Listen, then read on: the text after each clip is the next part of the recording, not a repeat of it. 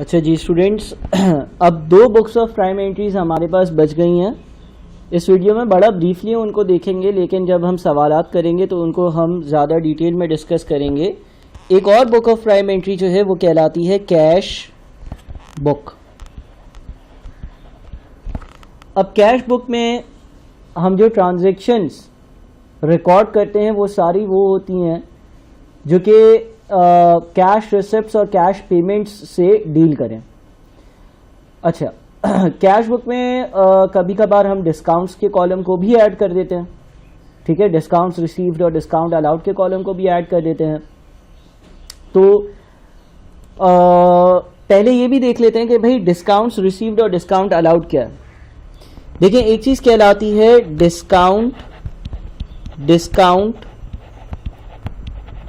Receive. अब received के नाम से आपको पता चल रहा है कि ये वो डिस्काउंट है जो आपने रिसीव किया। कैसे रिसीव किया? भाई आपने किसी से $100 की चीजें खरीदी थी, लेकिन जब आप उसको पेमेंट करने गए उससे बोला एक काम करो $90 दे दो, यानी कि मैं आपको $10 का डिस्काउंट दे रहा हूं, ठीक है। $100 की आपने चीजें खरीदी थी, $100 पेंडिंग थे, $100 आपने पे करने थे। उसने बोला यार लेट से 15 दिन के अंदर अगर तुम पैसे पे कर दोगे ना तो मैं तुमसे $90 लूंगा, $10 का डिस्काउंट दूंगा। अगर 15 दिन से ज्यादा हो गए तो फिर तो तुम पूरे 100 के $100 देना। तो ये $10 क्या कहलाएगा? डिस्काउंट रिसीव्ड कहलाएगा। अब discount received is my income, because एक गेन है ना मेरे लिए, मुझे एक डिस्काउंट मिल रहा है, ये मेरे लिए एक गेन है, मेरे लिए एक फायदा है। इसी तरह से एक और चीज कहलाती है discount allowed. Discount allowed. Now what is discount allowed? इसके साथ वर्ड आ रहा है अलाउड का। तो जब अलाउड का वर्ड आ गया यानी कि आप किसी को डिस्काउंट दे रहे हो, आप किसी को डिस्काउंट अलाउ कर रहे हो। मिसाल के तौर पर $100 की चीज आपने किसी को बेची और उस बंदे को यह कह दिया कि देखो 15 दिन के अंदर अंदर आके पैसे दे दिए ना तो मैं तुमसे $80 लूंगा, $20 माफ कर दूंगा, डिस्काउंट दूंगा। 15 दिन से ज्यादा टाइम दिया तो 100 के $100 पूरे लूंगा। इसका मतलब ये हो गया कि अगर फॉर एग्जाम्पल वो बंदा 15 दिन के अंदर अंदर पेमेंट करता है तो मुझे $80 रिसीव होंगे, $20 का मैं क्या कर रहा हूँ? डिस्काउंट अलाउ कर रहा हूँ। ये एक तरह से मेरा एक्सपेंस है, खर्चा है, मेरा नुकसान हो रहा है ना, ठीक है। अच्छा, इन डिस्काउंट्स को डिटेल में डिस्कस करना है। डिस्काउंट्स में ट्रेड और कैश डिस्काउंट्स क्या होते हैं उनको भी डिस्कस करना है, और कैश बुक का एक फॉर्मेट देख रहा है। मैं अगेन रिपीट करूंगा, यहाँ पर हम कोई डिटेल में कैश बुक या कोई भी बुक्स ऑफ प्राइम एंट्री नहीं देख रहे हैं। जब हम सवालात करेंगे तो बिल्कुल हम डिटेल में देखेंगे इन चीज़ों को। अच्छा, एक और बात याद रहे कि डिस्काउंट रिसीव्ड और डिस्काउंट अलाउड को बुक्स ऑफ अकाउंट्स में रिकॉर्ड किया जाता है। बुक्स ऑफ अकाउंट्स में रिकॉर्ड किया जाता है, लिखा जाता है, रिकॉर्ड किया जाता है। $10 का डिस्काउंट अगर मिला है मैं रिकॉर्ड करूंगा एज एन इनकम, $20 का अगर मैंने डिस्काउंट दिया है तो रिकॉर्ड करूंगा एज एन एक्सपेंस। ये दोनों फॉर्म्स जो है ना वो कैश डिस्काउंट्स की हैं। कैश डिस्काउंट्स का क्या मतलब होता है? In simple words, discounts that are allowed और रिसीव्ड ऑन अर्ली पेमेंट। मैंने अपनी एग्जाम्पल में बोला ना, चीज बेची $100 की है, अगर मुझे पैसे आ गए 15 दिन के अंदर तो मैं $20 का डिस्काउंट दूंगा। कैश डिस्काउंट्स वो डिस्काउंट्स होते हैं जो मैं कस्टमर्स को देता हूं अगर वो अर्ली पेमेंट करे। मैंने किसी को कोई चीज़ बेची और मैंने उसको बोला 15 दिन के अंदर पेमेंट कर दी तो डिस्काउंट मिलेगा, बाद में करी तो नहीं मिलेगा। तो अगर वो 15 दिन के अंदर कर देगा तो डिस्काउंट उसको मिलेगा, तो ये कैश डिस्काउंट है। या किसी से मैंने चीज़ें खरीदी, उसने बोला तुम 15 दिन के अंदर पेमेंट करोगे तो डिस्काउंट दूंगा, तो ये डिस्काउंट रिसीव्ड है लेकिन है कैश डिस्काउंट। ये बुक्स में रिकॉर्ड होता है। एक डिस्काउंट और कहलाता है, वो कहलाता है ट्रेड डिस्काउंट। ट्रेड डिस्काउंट, यानी कि ट्रेडिंग के वक्त ऑब्टेन किया हुआ डिस्काउंट, ये बुक्स में रिकॉर्ड नहीं होता। इसकी क्या मतलब मिसाल है या क्या चीज़ है ये? तुम किसी से कोई चीज़ खरीदने गए, लेट से आज 1 जनवरी है, 1 जनवरी को तुम एक दुकानदार के पास गए, उससे तुमने बोला यार ये मुझे फर्नीचर चाहिए, एक मिसाल दे रहा हूँ ऐसे ही, उससे बोला $500 का है। तुमने उसके साथ निगोशिएशन करी, उसको समझाया, उसको बोला नहीं यार $500 तो बहुत ज़्यादा है, आप इसको $480 में दो तो मैं लेकर जाऊंगा। उसने बहस करी, आपने बहस करी, सौदा हो गया $490 में। इसका मतलब ये हो गया कि जो उसकी लिस्ट प्राइस थी उसने आपको $10 का एक तरह से डिस्काउंट दिया। ट्रेड डिस्काउंट, ट्रेडिंग पर, जब ट्रेडिंग हो रही थी, जब आप खरीदो फरोख्त कर रहे थे, जब वो कोई चीज़ बेच रहा था और आप कोई चीज़ खरीद रहे थे, तो आप दोनों ने मिल बांट कर मतलब बार्गेनिंग कर कर एक डिस्काउंट ऑब्टेन किया। 500 वाली चीज़ आपने 490 में खरीद ली, ये कहलाता है ट्रेड डिस्काउंट। ट्रेड डिस्काउंट का मतलब ये कि ट्रेडिंग के वक्त ऑब्टेन किया हुआ डिस्काउंट, बार्गेन या निगोशिएशन की वजह से ऑब्टेन किया हुआ डिस्काउंट, ये कभी भी बुक्स ऑफ अकाउंट्स में रिकॉर्ड नहीं होता, यानी कि इसकी कोई रिकॉर्डिंग नहीं होती है। हाँ, जो कैश डिस्काउंट होता है, कैश डिस्काउंट क्या होता है सर? वापस से बताएं। अगर आप किसी को अर्ली पेमेंट कर रहे हो तो वो जो डिस्काउंट देगा, फॉर एग्जाम्पल इस फर्नीचर वाले ने बोला यार 500 की चीज़ है, आपने बार्गेनिंग करी, $10 के डिस्काउंट के बाद $490 पर प्राइस फिक्स हो गई। अब इस बंदे ने बोली आज 1 जनवरी है ना, तुम ले जाओ अपने घर पर ये फर्नीचर, अगर तुम 15 जनवरी से पहले पैसे पे कर दोगे तो मैं $490 नहीं $475 लूंगा, लेकिन अगर तुम 15 जनवरी के बाद पेमेंट करोगे तो मैं टोटल $490 जो लिखे हैं ना वही लूंगा। तो अब अगर मैं मिसाल के तौर पर उसको 15 जनवरी से पहले पेमेंट कर देता हूं, टाइमिंग की वजह से मुझे वापस से $15 का फायदा हो जाएगा, ये कैश डिस्काउंट है। ठीक है, तो डिस्काउंट से रिलेवेंट कुछ बातें हो गई। बहरहाल कैश बुक में क्या होता है भाई? कैश बुक में आप कैश पे करी हुई सारी ट्रांजैक्शंस को, बैंक अकाउंट से करी हुई सारी ट्रांजैक्शंस को और डिस्काउंट रिसीव्ड और डिस्काउंट अलाउड को रिकॉर्ड किया करते हो। इसका सिर्फ और सिर्फ मैं यहाँ पर फॉर्मेट बनाऊंगा। फॉर्मेट कुछ इस तरह से होता है कि आपके पास डेबिट पर भी 3 चीज़ें होती हैं, आपके पास क्रेडिट पर भी 3 चीज़ें होती हैं। डेबिट पर तीन चीज़ें क्या होती हैं?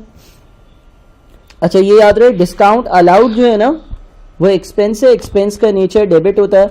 डिस्काउंट रिसीव जो है इनकम है, इनकम का नेचर क्रेडिट होता है। तो जो डेबिट साइड पर 3 कॉलम्स होते हैं, टॉप पर तो हम लिख देते हैं कैश बुक, टॉप पर तो हम लिख देते हैं कैश बुक। यहां पर एक चीज होगी डिस्काउंट अलाउड, दूसरी चीज होगी कैश, और कैश का डेबिट साइड यानी कि कैश कभी भी आएगा तो मैं इसको डेबिट करूंगा, और बैंक। क्रेडिट साइड पर 3 चीजें होंगी, डिस्काउंट रिसीव्ड, कैश और bank. Dollar dollar dollar dollar dollar dollar.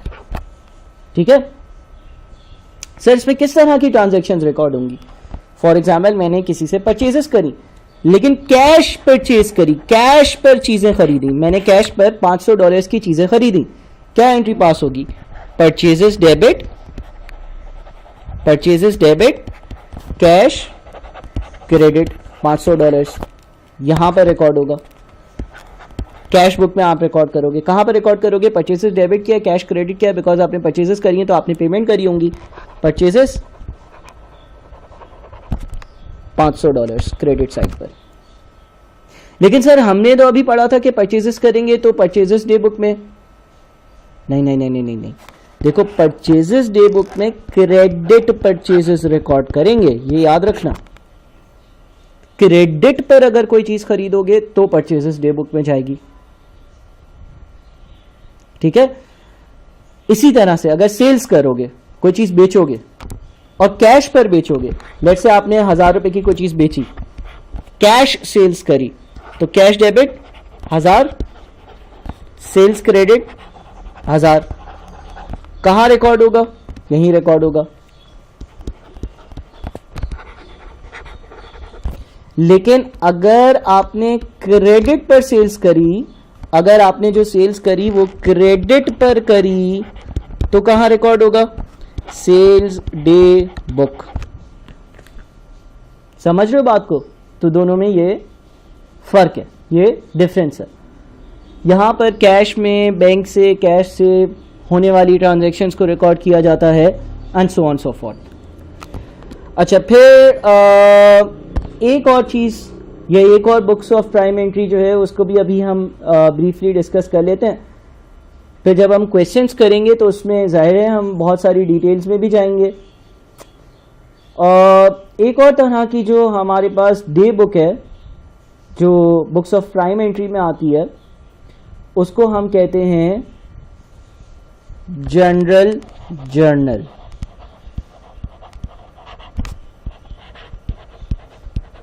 Sir इधर क्या रिकॉर्ड होता है, इधर क्या लिखा जाता है?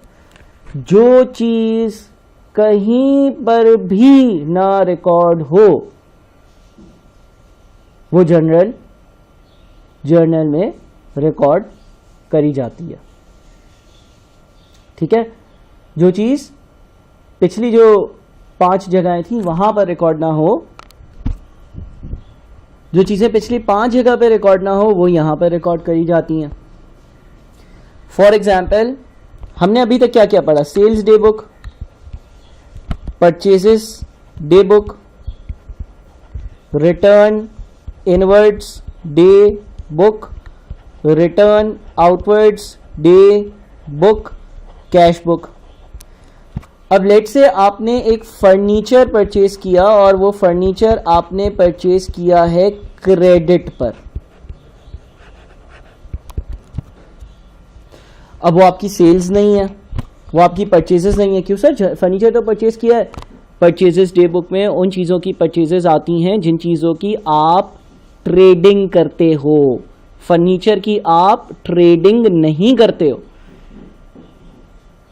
रिटर्न इनवर्ड्स डे बुक में नहीं आएगा, रिटर्न आउटवर्ड्स डे बुक में नहीं आएगा, कैश बुक में इसलिए नहीं आएगा क्योंकि क्रेडिट पर है। तो कहीं तो रिकॉर्ड करना है इसको, तो इसको रिकॉर्ड करेंगे हम जनरल जर्नल में। ठीक है?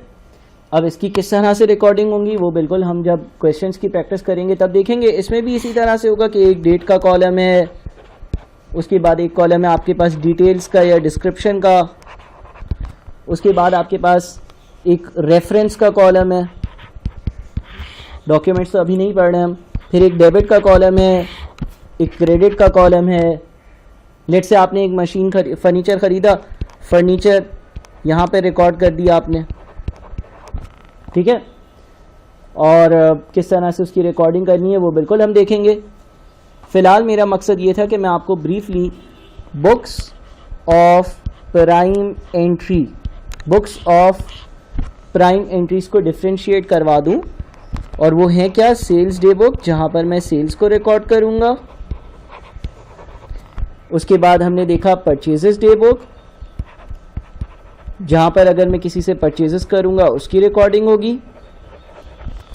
उसके बाद क्या होगा? रिटर्न इनवर्ड्स डे बुक, इसी तरह से रिटर्न आउटवर्ड्स डे बुक, इसी तरह से आपका कैश बुक और जनरल जर्नल। अब जब हम सवाल करेंगे तो हम इसकी ज़रा ज़्यादा डिटेल में जाकर और चेक करेंगे कि इन चीज़ों को किस तरह से बनाना है। वैसे आप ये video lectures 2-3 bar again and again देखो ताकि आप एक चीज़ एब्जॉर्ब कर लो, अंडरस्टैंडिंग एब्जॉर्ब कर लो कि इन डे बुक्स में फ़र्क क्या है, कौन कौन सी टाइप्स ऑफ ट्रांजैक्शंस कहाँ रिकॉर्ड करी जाती हैं, ये फ़र्क आ जाए आप लोगों के पास। ठीक है? बहुत शुक्रिया।